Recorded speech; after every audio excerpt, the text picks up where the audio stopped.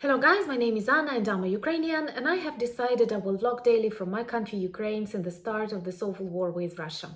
And in my daily videos I try to update you on the important real-life situations in my country Ukraine, and of course I'm always glad to answer your questions and to clarify some facts from our history, our culture, our background, or whatever interests you. But today I want to speak about one, if not the most important, Russian tradition that President Putin has mentioned recently in Duma, and that is alcoholism, consuming alcohol in enormous sizes and volumes. And actually, this is a really serious problem that many of Ukrainians got acquainted with during the Soviet era.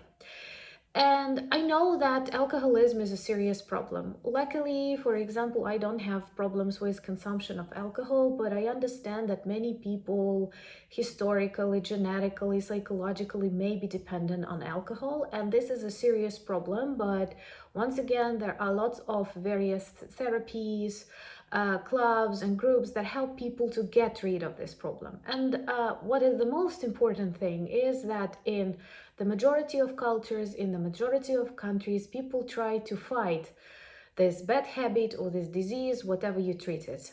And it is not socially encouraged, and just the contrary. Various organizations, hospitals, families, they try to support people and to help them get rid of it. And of course, it's all possible. But in Russia, drinking is a habit, a tradition, a kind of hobby, or spending your leisure time or something close to that. When Ukraine was occupied by Soviet Union, many of the drinking habits were introduced here.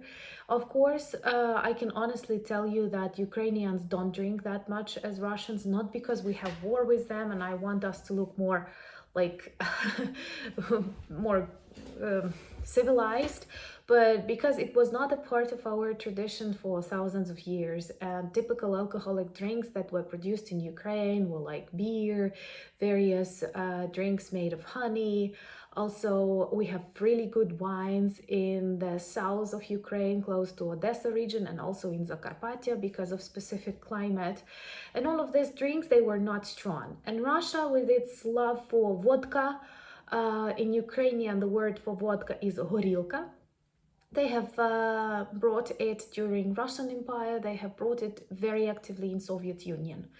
And it was like impolite to say no, which is weird. Like in Ukrainian homes, people can feed you to death. But like, it's a joke, of course, but people will ask you to eat a lot. We are very hospitable. We like cooking lots of dishes, and you will be introduced to many different dishes.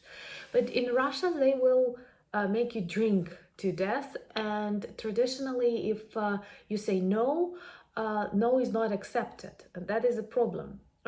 Because there are many different reasons why people say no, starting from they have serious problems with alcohol or health, and finishing they just want to be sober that evening.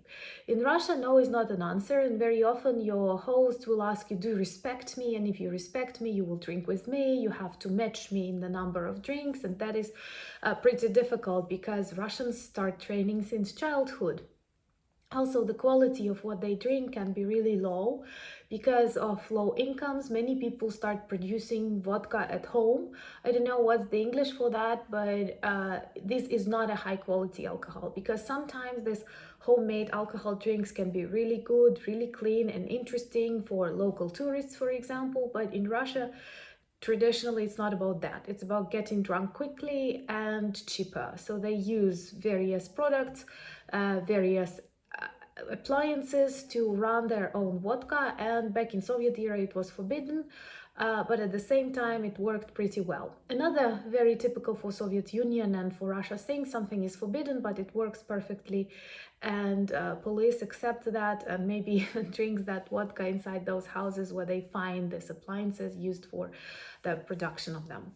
Many people can get blind, many people get serious diseases of their internal organs because of the consumption of low quality alcohol. Also, for a career, you have to be ready to drink a lot in Russia, and it's problematic because I really know many people back from the Soviet times who did not accept interesting positions like a head of a plant or factory because they could not drink much, or they didn't want to drink much, or they had problems with alcohol, or their families asked them not to become, I don't know, the head of the village because you will have to drink a lot, you will have to meet lots of people, and you will have to drink a lot. Imagine when alcohol interferes with your career plans, not because you drink a lot and it does not let you grow professionally, but because you have to drink a lot if you want to grow professionally.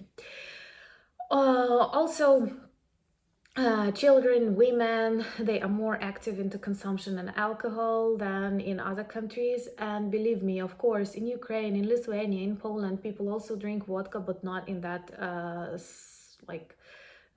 sizes, not that many. And of course, it is not a part of our active tradition. You will not like see people spending all of their salaries on vodka within the first day of their salary, and that's typical for many pessimistic Russian towns and cities.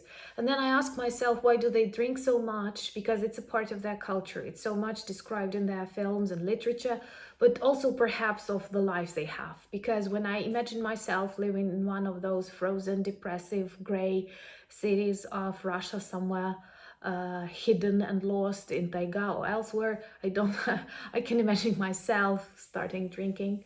Of course, it's a joke, but I think it's a, I don't know, closed circle or something when you drink because you live in bad conditions, and you live in bad conditions because you drink a lot.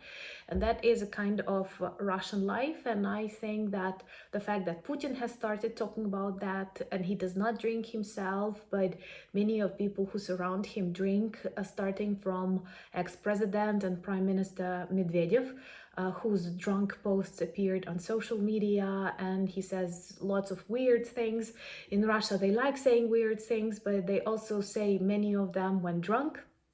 And from what I understand, both in the military and in close political circles of Putin, many people drink heavily, and more heavily starting from February. Why? Because I believe many people who surround him did not want this war, because it's a failure for Russia, and those with more or less adequate minds, they understand it is a failure to start this war. It was a mistake for both, for the regime and for the country, but they could not oppose Putin, and now they participate in this war. And after it is won by Ukrainians and Putin's regime is prosecuted, they will be prosecuted too as a part of this regime. And this might be one of the reasons why they started to drink more heavily. And I think you remember like Medvedev speeches, you remember President Yeltsin, who was traditionally drunk in many important events, and many of his decisions were made under this condition. And somehow it is normal in Russia. And I think this is one more question that we can ask ourselves when we consider negotiating with Russia or something like that. How can it be okay if the whole country in general treats alcoholism as something positive, normal, part of their reality, and lots of decisions made in education, in medicine, in politics, in military, in economics, and in culture? Lots of these decisions are made by people who were drunk, and in the moment they were drunk.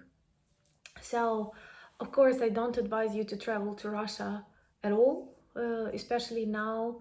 And of course, those of you who travel may have experienced this exotic drinking habits. And of course, this is another dimension of disrespect to guests, disrespect to health, and disrespect to your own life. Because once again, alcoholism can be a problem. Any person can suffer from it, but the idea is to try to get rid of this disease, of this habit, but not to make it part of your national identity as it is in Russia. But the only positive thing is that the more they drink, the more they feel they are losing. This is also a very vivid symptom. So Putin feels that lots of his mistakes can become visible, and I'm sure that soon we will win this war and serious changes will happen in Russia and as a result globally. Let's hope for the better, and let's hope it will happen sooner. And so far, I invite you to watch our new series, Soviet Myths Debunked, when we speak about various interesting facts and gloomy facts from the Soviet Union and how they influence modern Russia and the world. And of course, I'm really grateful for the coffees that you buy me and that I have so many new patrons who support my projects. This means a lot. But most importantly, I'm really grateful for your help to my country, Ukraine, for staying with it as this war continues. Слава Україні!